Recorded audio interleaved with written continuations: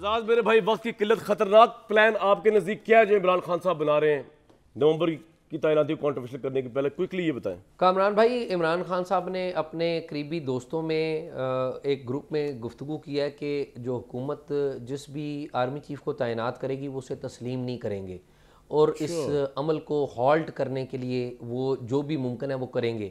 अब मुझे ये बताएं कि जो मौजूदा हुकूमत है उससे तमाम इख्तलाफ करें, क्या हुकूमत की तरफ से किसी भी इदारे, खाली आर्मी नहीं, किसी भी और इदारे, नए जजेस की अपॉइंटमेंट होनी है उसकी बात कर लें, क्या वो प्रोसेस गलत हो सकता है? मुझे बताएं। अगर कानून और आइन के मुताबिक हो ये तो कुछ इमरान खान क्या सोच रहे हैं कि तस्लीम कैसे नहीं करेंगे? मतलब वो तो अपॉइंटमेंट हो जाएगी, फिर क्या करेंगे ये? देखिए उसके ऊपर उन्होंने मेरी इतला के मुताबिक सदर ममलकत से भी कोई बात की है। वो आइनी है गैर आइनी है ये एक अलग डिबेट है। पता नहीं सदर ममलकत उनकी किसी बात पर अमल दरामद करते हैं या नहीं करते, एक अलग डिबेट है। लेकिन उन्होंने सदर से भी कोई बात की है कि ज़ाहिर समरी प्राइम मिनिस्टर ने साइन करके सदर को भेजनी है और बाद में नोटिफिकेशन होता है। तो इमरान खान साहब के को ज़हन में इस तरह की बातें हैं। पहली बात तो यह है कि इमरान खान साहब को ये बात समझ लेनी चाहिए थी कि 12 अक्टूबर 1999 को प्राइम मिनिस्टर नवाज शरीफ के पास 2 तिहाई अक्सरियत थी और वो राइटली दुरुस्त अंदाज में, आईनी अंदाज में और कानूनी तौर पे मुशर्रफ साहब को हटा रहे थे, लेकिन वो नहीं हटा सके। बिल्कुल ठीक है सर, आप मेरे साथ रहिएगा। आज कामरान साहब आखिरी कामरान साहब एक लाइन सुन लें, एक बात। आज अगर आर्मी ने, मिलिट्री ने, इस्टेब्लिशमेंट ने कहा है कि हम न्यूट्रल हो गए हैं, तो इमरान खान साहब को चाहिए था कि उन्हें इस बात पे यहाँ पे लॉक कर लेते और उन्हें कहते कि ठीक है आप न्यूट्रल हो गए हैं, खत्म हो गई, अब खेल हम सियासत के मैदान में लड़ेंगे। बिल्कुल ठीक है, लेकिन ऐसा होने नहीं जा रहा। सियासत करते नवाज शरीफ के साथ, आप कह रहे हैं ऐसा होने नहीं जा रहा, मेरे साथ रहेगा। सदाकत साहब, बड़ी खतरनाक गेम है। अगर आपके लीडर ये खेलने जा रहे हैं तो आप फिर, वो उन्होंने सही बताया, 99 भी याद कर लें और बाकी चीजें भी याद कर लें। सदाकत साहब देखें कामरान, जो कि पिछले बार मुझे मौका नहीं मिला बात करने का, तो एक तो मैं NRO 2 जिसके बारे में सब भड़के हुए हैं और इमरान खान साहब को भी गुस्सा है, हमें भी गुस्सा है कि आते ही इन्होंने वो जो पूरा रजीम चेंज का पूरी साजिश हुई, उसके नतीजे में इन्होंने आके नैब के कानून तब्दील किए और हर बड़े मुजरिम, आपने मेरे सवाल का जवाब कभी नहीं दिया। मैं कह रहा हूं आपके अगर लीडर इस तरह के खतरनाक, मैं आ रहा हूं ना, रोक दे उनको, समझा दे, पूरी पार्टी ले दे जाएंगे। मेरी बात सुने, लॉन्ग मार्च जी, उनके एक बड़े मुजरिम को बरी किया जा रहा है और वो सारी रोए पिटे बैठ के, अब पिटे बैठ के, अब मुझसे आगे चले ना, आप प्लानिंग कर रहे हैं। मुझे आप बता दें मुश्ताक चीनी के पैसे कहां गए और मकसूद चपरासी के पैसे कहां गए? उसको रोए और पिटे बैठ के, आपके दौर में सारे मुकदमे बने थे, कहां गए? नवाज शरीफ साहब कहां गए? जेल में थे, क्यों बाहर भेज दिया आपने? साद रफीक जेल में था, कहां चला गया? आपके दौर में बाहर निकलाया, बाइज्जत बरी हो गया।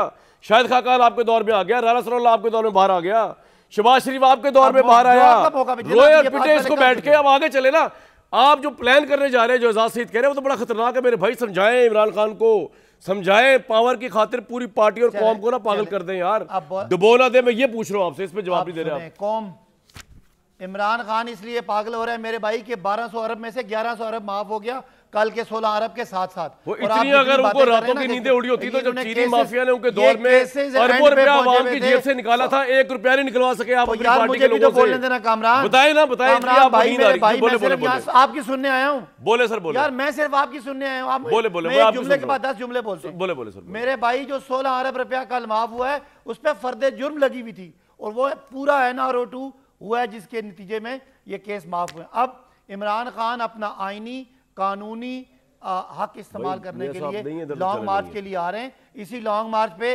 बिलावल आ चुके, मौलाना फजल रहमान 2 दफा आ चुके, अपना मरियम और हमजा आ चुके। पॉइंट आ गया। एजाज भाई एक बात बताएं, इमरान खान का ये जो लॉन्ग मार्च है, ये हमारे ऊपर मुसल्लत किया, चोरों को आप पे मुसल्लत किया, हम पे मुसल्लत किया। 3.5 साल आपको मुसल्लत किया पहले किसी ने, फिर आपने इन चोरों को दोबारा हम पे मुसल्लत किया तहरीक इंसाफ ने, आप 3.5 साल कुछ नहीं कर सके। आपका गिरबान पकड़ना चाहिए अवाम को, आपको घसीटना चाहिए। 3.5 साल क्या किया आपने? हमारा कोई कसूर नहीं, आपका कोई कसूर नहीं है। क्रिमिनल्स को आपने, अगर ये चोर थे तो आपने इन्हें सजा नहीं दिलवाई, और अगर ये चोर नहीं थे तो आपने झूठ बोला है। दोनों सूरतों में आप नाअहल हैं। सड़क पे पूछें एजाज सईद, ये मेरे भाई बाहर सड़क पे पूछें क्या हुआ है, बाहर सड़क पे पूछें। ये लॉन्ग मार्च के जरिए खतरनाक प्लान एग्जीक्यूट होने जा रहा है, या ये कोई और ही प्लानिंग है जो आप कह रहे हैं कि जी इमरान खान की? मेरे ख्याल में कामरान साहब ये बहुत डिफरेंट नोयत की प्लानिंग ये कर रहे हैं, और जो फेडरल गवर्नमेंट है उसको इस तरह की कुछ इतलात मौसूल हो रही आपको हैं। चोर कबूल है, हमें नहीं अलमिया कबूल, ये हम है इसके लिए कामरान अपना साहब, जमहूरी राइट कामरान इस्तेमाल साहब, करेंगे। ओ यार, कामरान चोर साहब, आपके साथ भी बैठे रहे, आपके साथ भी सदाकत रहे, भाई, आपके अंडर भी रहे, छोड़े चोरों की बातें ना करें। कोई हमारे अभी साथ आप नहीं है, कोशा खाना का चोरों की जवाब देना हुकूमत पहले है, जाके यार, उसके उसमें बात खिलाफ करते हैं फिर। अपना जमहूरी यार मैं बात तो कर जद्दोजहद लूं, करने एजाज निकल से तो रहे बात कर लूं। हैं। आप एजाज साहब बोले। अच्छा कामरान साहब, पहली बात तो ये है कि आप सदाकत भाई के ऊपर ना आप उनको ऐसा जवाब देते हैं कि फिर उन्हें अपनी पार्टी को भी कुछ दिखाना पड़ता है, तो उनको भी थोड़ा सा, मैं कहता हूँ, जरा ज्यादा मौका देते हैं, एक ही दफा बात कर ले, कामरान किसी को दिखा रहे हैं। अच्छा ठीक है, तो मैं किसी को शो नहीं कर रहा भाई, मैं किसी पार्टी का मजारा हूं ना किसी पार्टी का वर्कर हूं। कामरान मैं आवाम के बड़ा सवाल मसला उठा है। रहा हूं आपके सामने। अगर मैं कामरान आपसे साहब भी एजाज आज साहब, खास अगर मैं ये कह रहा हूं, कर एक मिनट रुकिए सदाकत, अगर मैं ये कह रहा हूं, इनको रखे स्क्रीन पे, अगर मैं ये कह रहा हूं सदाकत साहब कि इमरान खान बच्चे बच्चे से हलफ ले रहे हैं और मुनाफिकत की इंतहा है कि अपने बेटों को नहीं बुला रहे इस जिहाद में, औरतों को कह रहे हैं आओ इस जिहाद में, दूसरों की औरतों को कह रहे हैं, अपनी बीवी को, मेरी बात तो सुने ना यार, अपनी जोजा अपनी जोजा को उन्होंने बुशरा बीबी को कहा कि आए पहाड़ से उतर के जिहाद के अंदर, ये है मुनाफिकत। मैं जो कहता हूं मैं कोशिश करता हूं करने की, आप लीडर होकर मुनाफिकत करते हैं। यार मैं एजाज साहब से बात करनी यार, एजाज साहब बताइए आप प्लान क्या है? कामरान साहब, बात यह है कि मैं प्लान की डिटेल मेरे ख्याल में खबरों में ही दूँ तो ज़्यादा बेहतर है, लेकिन जो मैंने आपको हिंट किया है ना कि वो सदर को भी कुछ कह रहे हैं और भी कुछ प्लान कर रहे हैं, ये है। एक बात बड़ी अहम है कि जब भी आप बात करते हैं ना हमारे पीटीआई के दोस्तों के साथ, तो वो चले जाते हैं कि जी बाहर लोगों से पूछ लें, बाहर लोगों से, भाई लोगों ने तो वोट देना है। असल बात तो यह है कि लोग वोट दे के फैसला करते हैं, आपके जलसों के जरिए लोगों ने फैसला नहीं करना।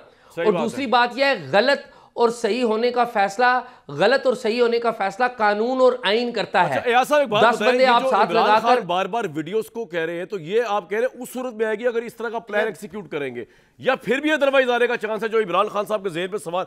और ये क्या डीप फेक वीडियो है या रियल वीडियोस है जो वीडियो की बात चल रही है जिसको राना सलाउल्लाह कह रहे हैं उन्होंने देखी है? कामरान साहब, इस्लामाबाद में कुछ यहाँ पर ऐसे ब्यूरोक्रेट भी हैं और कुछ ऐसे सहाफ़ी भी हैं जिन्होंने वो वीडियोस देखी हैं, मैंने तो नहीं देखी। मैं ये समझता हूँ कि ऐसी वीडियो जो देखते हैं उनको भी शर्म करनी चाहिए और जो दिखाते हैं उनको भी शर्म करनी चाहिए, ये नहीं होना चाहिए। लेकिन ऐसी वीडियोस हैं, मुझे कुछ ब्यूरोक्रेट्स ने भी बताया है और कुछ सहाफ़ी भी बताने की कोशिश कर रहे हैं कि हमने देखी हैं। उनको भी शर्म आनी चाहिए जो ये कहते हैं कि हम देखते हैं, और उनका बड़ा एतमाद है उन लोगों में कि जो देखते भी और दिखाते भी हैं। लेकिन ये वीडियोस हैं, लेकिन ये वीडियोस हैं, नहीं करेंगे, छुपा के रखेंगे। या इमरान खान साहब अंदर से खुद वो डावाडोल हैं।